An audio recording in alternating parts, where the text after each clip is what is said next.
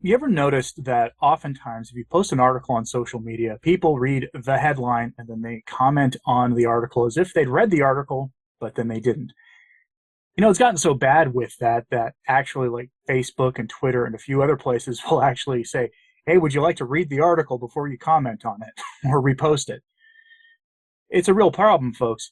And a lot of times you get these articles that give you these scary headlines that are meant to give you an opinion to click, of course, on the article and read it, but often will just cause you to form an opinion without actually reading it because of social media.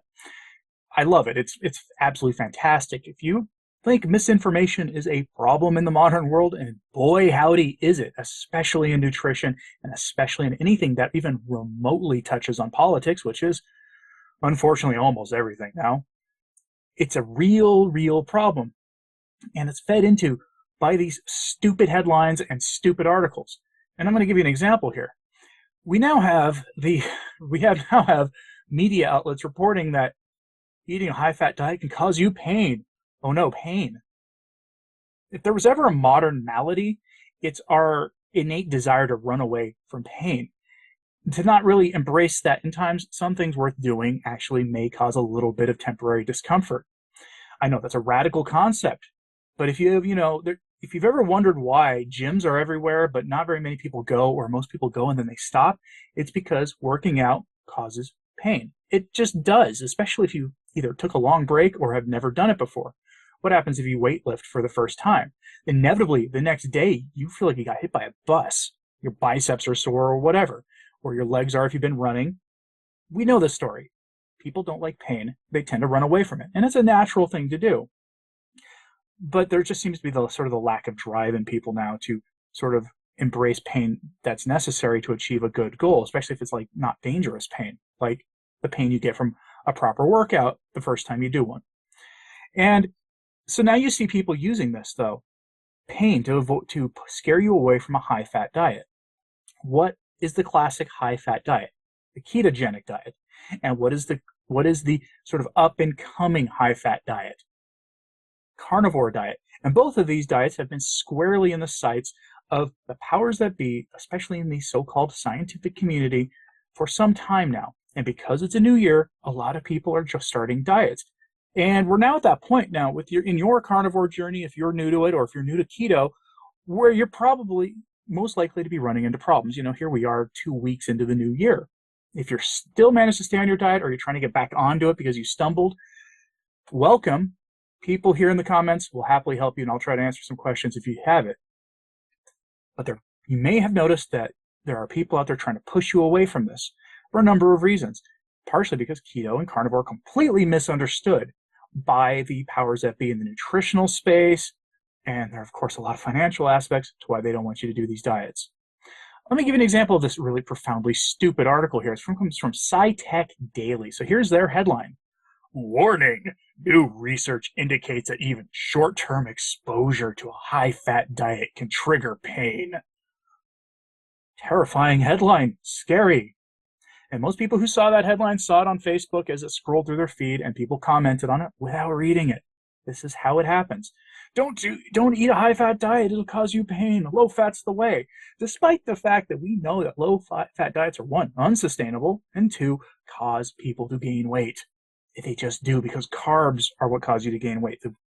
The metabolic processes of what happens when you start chowing down on carbs, the way your body handles it, the insulin responses, and all those other things, and the fact that all carbs turn to sugar, some slower than others, they all turn into sugar. That's what causes weight gain.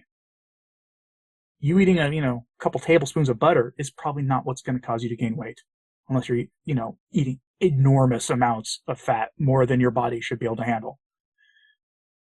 Let's take a look at their article. What's their study here, though? This is from their article. Let's see how many of the flaws we can point out here. So from their article in SciTech Daily, quote, a recent study of mice conducted by researchers at the University of Texas at Dallas found that short-term consumption of a high-fat diet may be linked to pain sensations, even without a pre-existing injury or condition such as obesity or diabetes. It's a good thing to know. So take a break here. It's a good thing to know. I will stop feeding my mice a high-fat diet because it seems to be not a proper mouse diet. But this is SciTech Daily, not Pet Nutrition Daily, okay, saying this. So let's just continue, see where they go with this. Because this is a study of mice, not of human beings. So let's continue.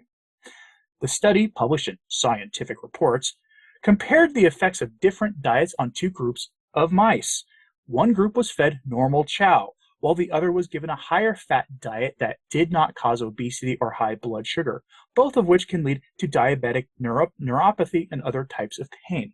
The researchers found that the high-fat diet induced hyperalgesic priming, a neurological change that represents the transition from acute to chronic pain, and allodynia, which is pain resulting from stimuli that do not normally provoke pain.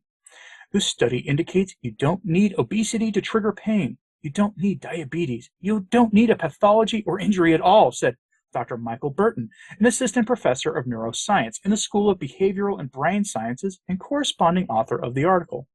Eating a high-fat diet for a short period of time is enough, a diet similar to what almost all of us in the U.S. eat at some point. End quote. So we know that a high-fat diet seems to be contraindicated for mice. If you are a mouse owner, if that is the kind of pet you like to have, this is good information for you to have. But for human beings, this is next to useless. I'm going to remind you of something here. If you are a veteran dieter like I am, I mean, I've done a lot of different diets, in my, since I was a teenager and I'm now in my 40s, I've done a lot of diets in my time. And I will tell you that that early phase of any of them causes discomfort, can cause, quote, painful hunger, because your body expects you to maintain whatever it is you're doing. But also on the flip side, the times in life I've fallen off the wagon for short periods of time, what motivated me to get back on the wagon of doing the diet, whatever it is that I was supposed to be doing to achieve optimum health results, typically with the carb reduction, by the way, because that's my biggest hint that it is the proper human diet. Whether it's keto or carnivore, the biggest hint that that's the proper human diet for me is that the times in life that I've fallen off the wagon and started consuming sugar like an idiot again, you know what's happened? Pain, discomfort, nausea, feeling gross. What doesn't cause that for me is a high-fat diet. I'm sure you can relate. But any new diet you do is going to cause discomfort as your biochemistry changes to some degree, as your body's processes struggle to keep up. I mean, there's the key here. They found this was a short-term consumption of a high-fat diet. Short-term. You remember the keto flu, folks? If you're a keto dieter, you remember the keto flu, the time you went through it, the times you went through it again because you fell off the wagon and you got back on. The keto flu, it stops a lot of people. I had someone tell me the other day that, they can't do keto because it makes them not feel well. Well, that's everybody. The keto flu hits everyone unless you know what you're doing.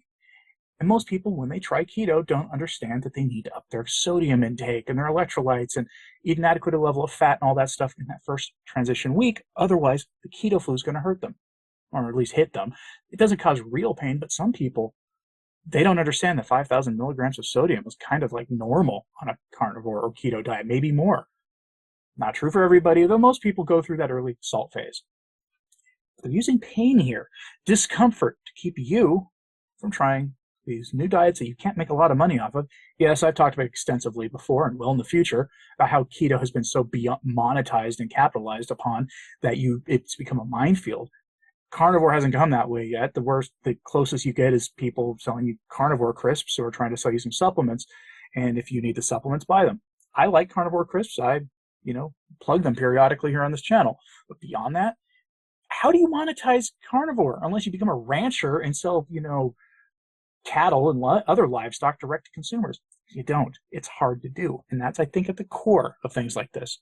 Because when you look at the researchers, when you look at the universities they work for, their agriculture departments, their nutrition departments, their health science departments, their kinesiology departments, you see the same thing over and over again. Their funding sources are often done by grants from big agriculture and big food.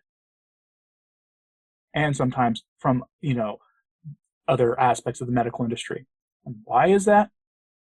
Because they are very aware that nutrition the nutritional status quo in the United States, Western Europe, and the Western world works to their benefit.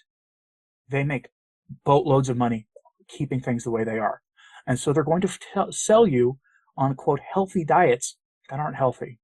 They want to sell you on taking a bunch of different chemicals to keep you healthy so they can keep making money off of you. That's what this is about. And so they're using pain to scare you away, because the carnivore diet, the ketogenic diet, the proper human diet in general, guess what, is becoming very popular. You're seeing figures like Dr. Ken Berry and others suddenly be, involved in the making of mainstream documentaries, making mainstream television appearances.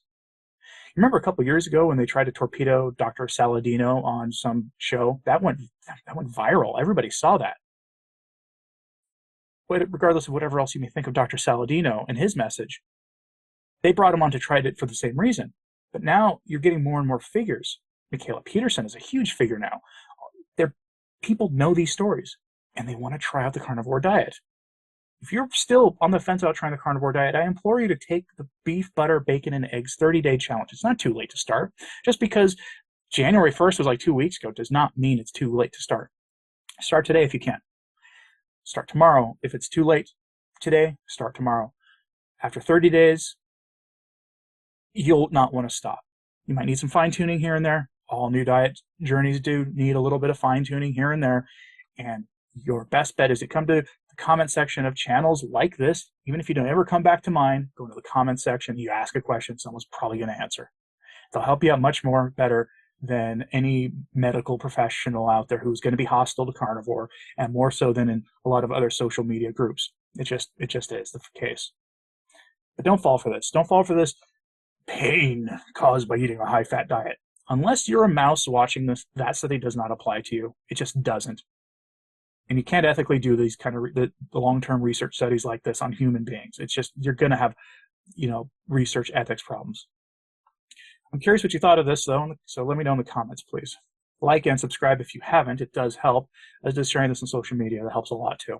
I'm Anthony Stine, the Practical Carnivore, and thanks for tuning in.